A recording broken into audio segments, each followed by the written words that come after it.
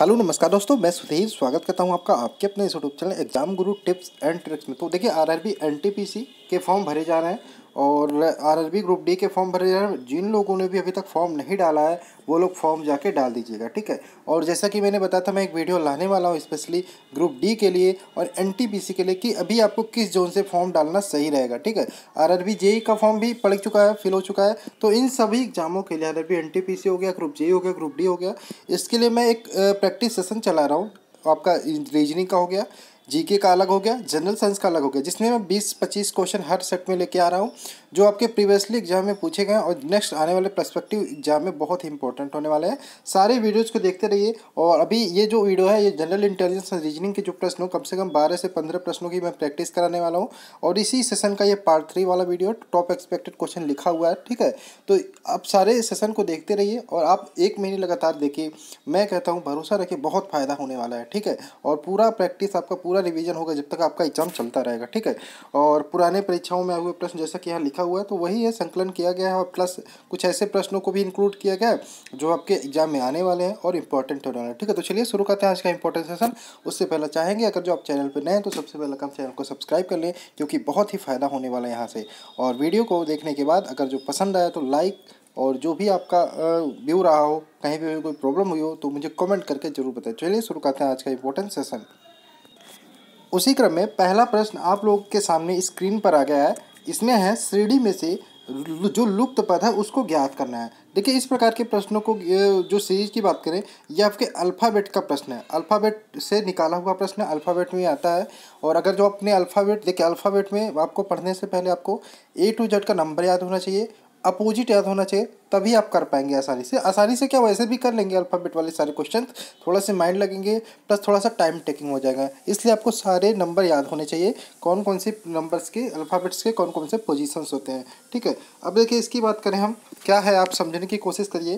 T के बाद you आया है, यू के बाद ऐसा है। अगर जो हम देखेंगे इसमें जो बन रहा है, मैं डायरेक्ट बना देता हूँ। अगर जो टी के बाद क्यू पे आएंगे तो यहाँ पे -3 हो रहा है, यू के बाद आर पे आएंगे तो -3 हो रहा है। मतलब जो यू के बाद अगर जो हम अल्फ़ाबेट में नीचे से पढ़ेंगे, जैसे हम पढ़ेंगे आर के बाद क्या आता है, आर के बाद PQRSTU। आप देखेंगे यहाँ पे यू अगर जो है तो यू के बाद -3 हो रहा है, मतलब पीछे उल्टा चल रहा है, तब यहाँ आके आर लिखा है, ठीक है। तो इसी प्रकार से ये हो रहा है, ये -3 हो गया है, -3 नीचे आया, अपोजिट हुआ है, ठीक है। -3 हुआ है, -3 हम इसको, तो -3 अगर जो यहाँ से उल्टा हमको प्रॉब्लम हो रही है तो हम छोड़ देते हैं। अब हम देखेंगे इधर से अगर जो हम करेंगे +3, मतलब यहाँ से आया है +3 हुआ है, प्लस आगे गया है तो जी के बाद क्या है, जी के बाद ABCD, GHIJ, मतलब देखिए जी आया है यहाँ पे ना, तो जी के बाद +3 गया, 1 2 3, यहाँ पे जे लिख दिया है। इसी प्रकार से हम देखेंगे यहाँ पे आई के बाद यहाँ एल लिखा है, +3 किया है, यच के बाद के लिखा है, +3 किया है। तो सेम ये सारी चीज़ों में फॉलो हो रहा है। तो हमारा क्या है ऑप्शन, ये वाला क्या है, JLK।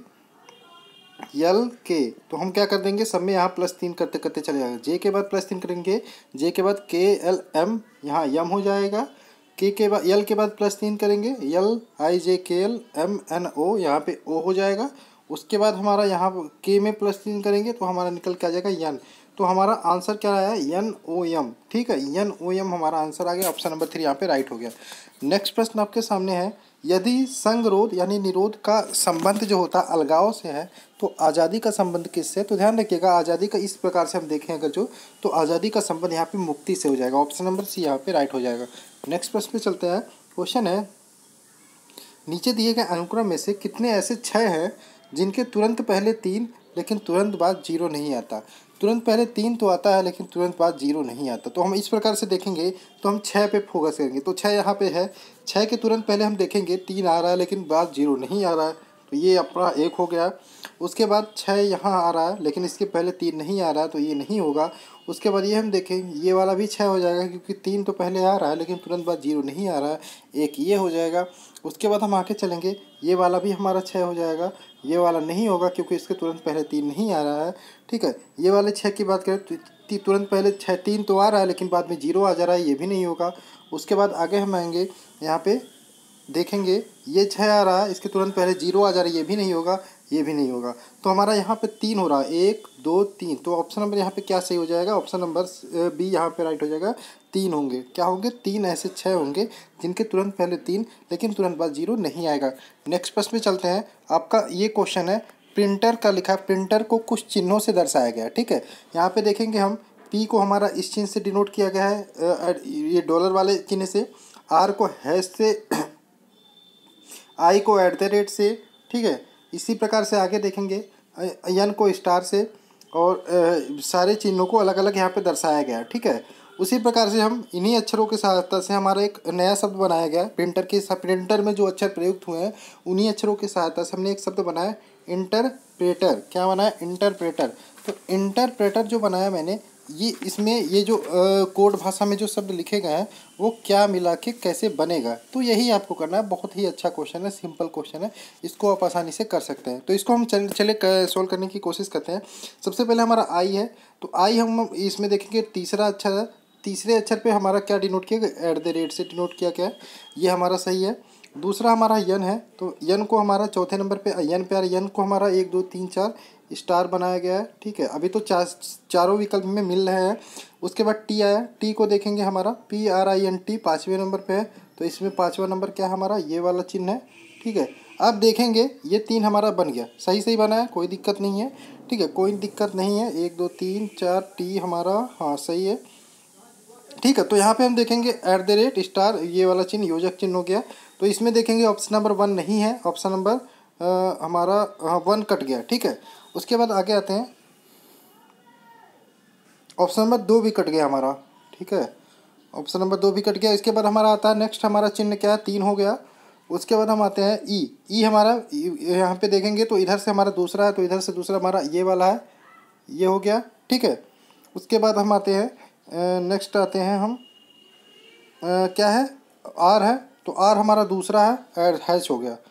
तो हमारा देखेंगे यहाँ पे तीसरा भी कट जा रहा है, तो यहाँ पे कौन सा, ऑप्शन नंबर सी यहाँ पे राइट हो जाएगा, इसको हम सही कर देंगे, ठीक है। नेक्स्ट प्रश्न पे चलते हैं। किसी कोड भाषा में क्या है, किसी कोड भाषा में ग्रेट को हमने क्या लिखा, ये लिखा है, ठीक है।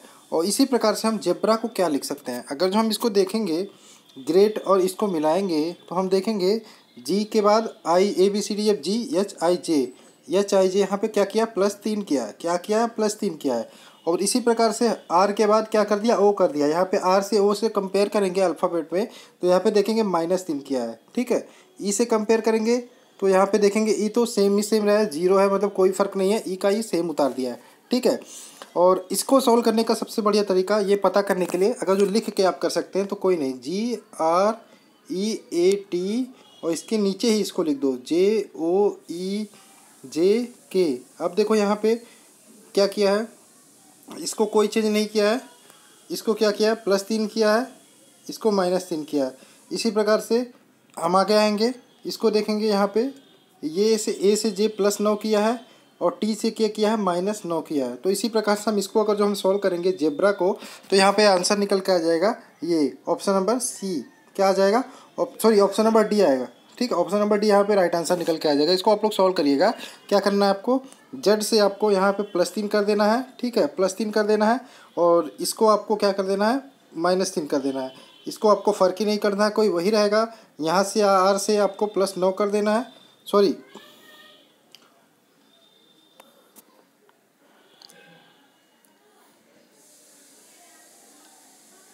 हाँ +9 करेंगे और ए को आप -9 करेंगे, ठीक है। ये आपका आंसर निकल के आ जाएगा, ऑप्शन नंबर डी यहाँ पे राइट हो जाएगा। नेक्स्ट प्रश्न पे चलते हैं, वही है, ठीक है। इसको दूसरा देखते हैं।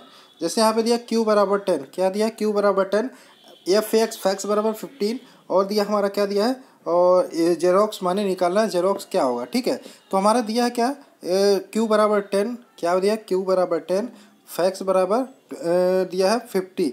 तो इसको हम देखते हैं कैसे कर सकते हैं।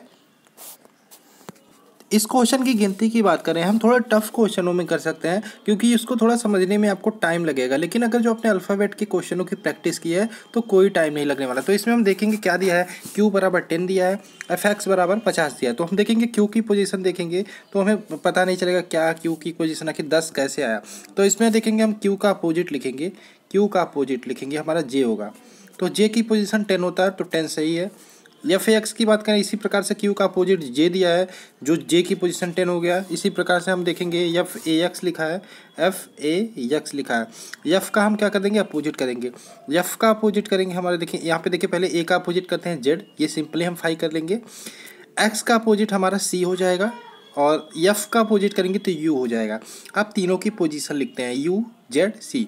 यू का पोजीशन 21 होगा, जेड का पोजीशन 26 होगा, सी का पोजीशन 3 होगा। तीनों को ऐड करेंगे तो 50 हो गया। तो हमें तो पता चल गया क्या करना है, कुछ नहीं करना, अब सिंप्लीफाई करना है। X E R O X लिखा हमने, जेरोक्स लिखा, उसके बाद सारे का क्या किया हमने, अपोजिट निकाल लिया। तो एक्स का अपोजिट सी हो गया, यहाँ भी एक्स का अपोजिट सी हो गया, ई का अपोजिट वी हो गया, आर का अपोजिट हमने आई निकाल लिया, ओ का अपोजिट हमने यल निकाल लिया।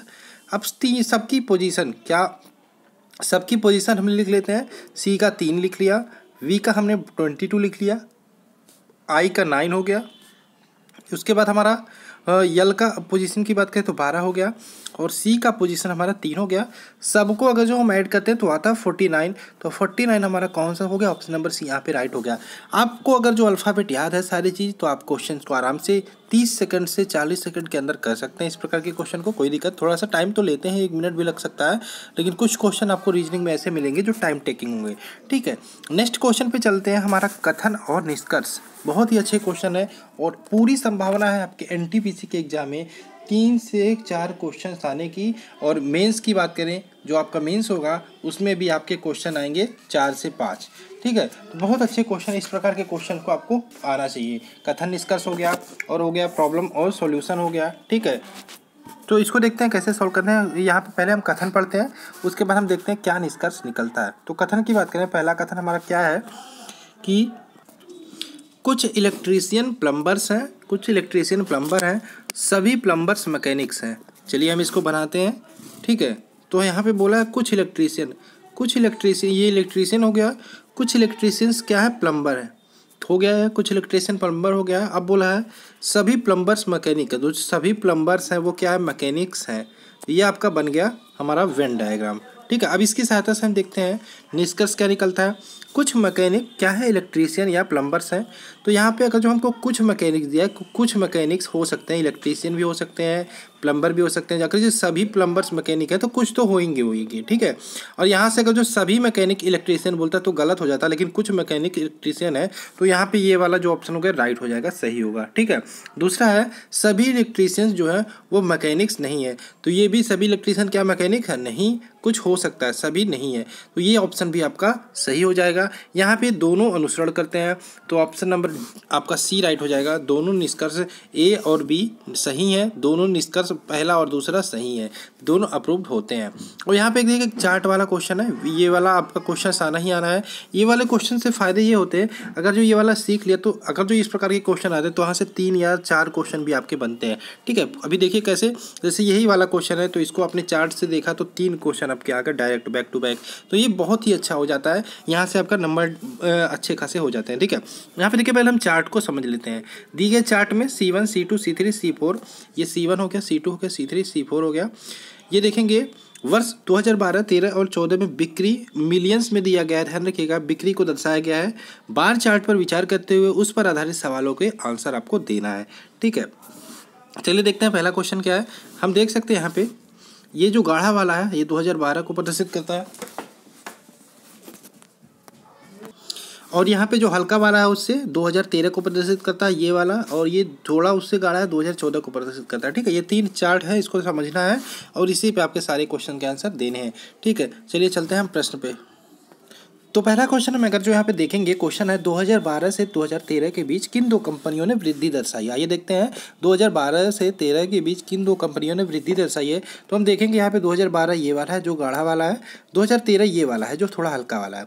हम इसमें देखेंगे C1 में, तो यहाँ पे 2012 में हमारा वृद्धि हुआ है, 2013 में कमी हो गई है, तो ये तो नहीं हो सकता, C1 नहीं हो सकता।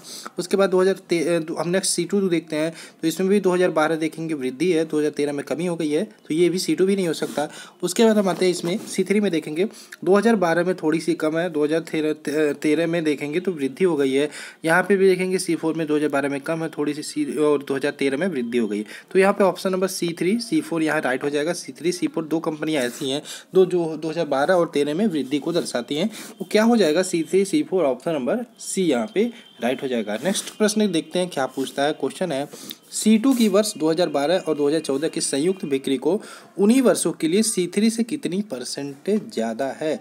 इस प्रकार के क्वेश्चन को आपको सॉल्व करना है। क्या पूछा है, 2012 और 2014 की संयुक्त बिक्री को ऐड किया है। 2012 और 2014 की संयुक्त बिक्री को, मतलब 2012 और 2014 की बिक्री को ऐड किया है। उन्हीं वर्षों के लिए C3 से कितने परसेंटेज ज़्यादा है, ये देखते हैं। तो क्या पूछा, फिर से देखते हैं। C2 की वर्ष 2012 और 2014 की बिक्री उन्हीं वर्षों के लिए C3 से कितने ज़्यादा है। तो C2 हम देखेंगे, C2 ये है 2012 और 2014 की बिक्री हमें देखना है, ठीक है। तो हम इसमें देखेंगे 2012 की बात करें अगर जो हम, तो C2 ने 150 यहाँ पे बिक्री की है, और 2014 में बात करें हम, 2014 में बात करें तो 155 बिक्री की है। तो इन दोनों को ऐड करेंगे, हमारा कितना हो जाएगा, 150 155, 150 प्लस 155 ऐड करेंगे, क्या हो जाएगा हम। उसके बाद हमें क्या करना है, हमें माइनस करना है किसमें, जो हमारा C2 है। C2 कितना है, सॉरी C3 है, ठीक है। C3 क्वेश्चन देखते हैं एक बार फिर से, क्वेश्चन ही थोड़ा कन्फ्यूजन कर रहा है। C2 की वर्ष 2012 और 2014 की संयुक्त बिक्री उन्हीं वर्षों के लिए C3 से कितनी ज़्यादा है, ठीक है।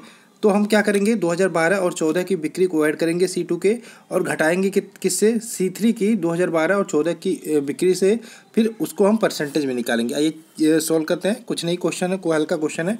तो हम इसको क्या करेंगे, 155 150 को ऐड करेंगे, 150 प्लस 155 को ऐड करेंगे, ठीक है। ये ग्राफ वाले क्वेश्चन जब तक आप सॉल्व कर नहीं करेंगे कॉपी उठा के, तब तक आपसे होगा नहीं।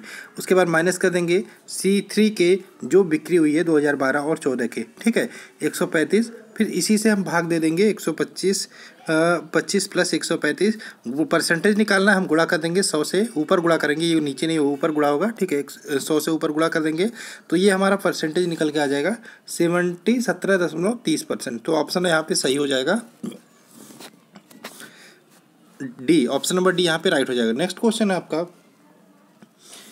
2012 की तुलना में 2013 के लिए C1 और C4 की संयुक्त बिक्री का अनुपात कितना है, ठीक है। 2012 की तुलना में 2013 के लिए C1 और C4 की बिक्री का अनुपात कितना है। तो यहाँ पे कुछ नहीं करना, सिंपल है। 2012 में देखेंगे हम, 2012 में देखेंगे यहाँ पे बिक्री की बात करें, 2000 क्या पूछा है फिर से देखें, C1 और C4, C1 ये है 2012 में देखेंगे, ये 2000 फिर से देखते क्वेश्चन।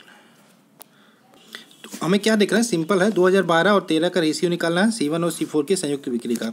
तो 2012 में हम देखेंगे यहाँ पे 2012-13 दिया है, यहाँ पे 12-13 C1 C4,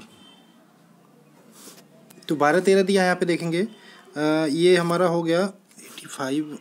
C1 C4 की बिक्री का अनुपात निकालना है, तो 2012 और 13, 12 से 14, 12-13 की तुलना में देखिए यहाँ पे क्या किया है, थोड़ा सा कन्फ्यूजन है। 2012 की तुलना में 2013 है, तो यहाँ पे 2013/2012 होगा, इसको ध्यान रखिएगा, ठीक है। तो इसमें हम क्या कर देंगे, 85 प्लस 110 कर देंगे, 85 प्लस 110, ये हो गया आपका 2012 C1 2012 का हो गया, नहीं C1 का हो गया, ये C4 का हो गया।